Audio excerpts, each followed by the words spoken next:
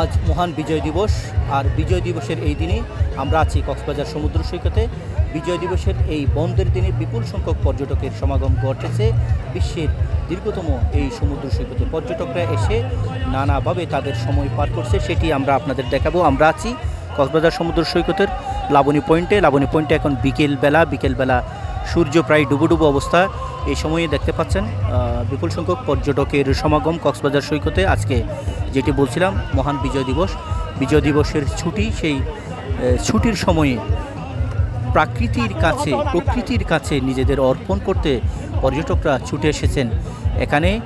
তারা সময় পার করছেন কক্সবাজার সৈকতের বিভিন্ন পয়েন্টে। দেখতে পাচ্ছেন বিপুল সংখ্যক পর্যটক রয়েছে, আর পর্যটকরা এখানে নানাভাবে সময় পার করছেন। তবে সংশ্লিষ্টরা বলছেন এসব পর্যটকদের নিরাপত্তার জন্য কাজ করছে ট্যুরিস্ট পুলিশ সহ সবাই। সরওয়ার আজম মানিক, চ্যানেল আই, কক্সবাজার।